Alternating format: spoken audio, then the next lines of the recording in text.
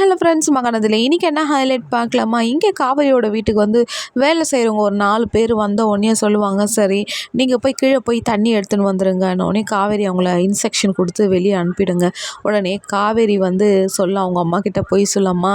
இந்த மாதிரி நம்ம எவ்வளோ நாளுமா வேலைக்கு ஆளை வச்சு வேலை செய்கிறது, ஒரு ஸ்டால் போடுறாங்கம்மா, அங்கே வந்து அப்பளம் எப்படி போடுறது, எப்படி பிஸ்னஸ் பண்ணுறதுன்னு கற்றுக் கொடுக்குறாங்கம்மா. நான் அங்கே போகிறேம்மான்னும் போது,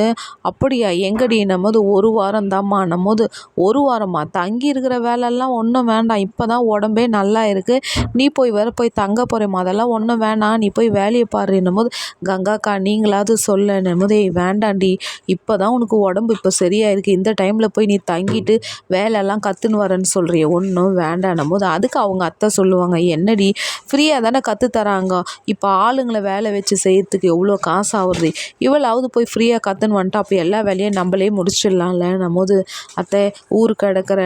நிலைமையில பொட்டை பசங்களெல்லாம் எங்கேயாவது தங்க வைக்கிறதே எனக்கு ரொம்ப பயமாக இருக்குன்ட்டு காவேரியோட அம்மா ஃபீலிங்காக பேசிட்டு போகிறாங்க.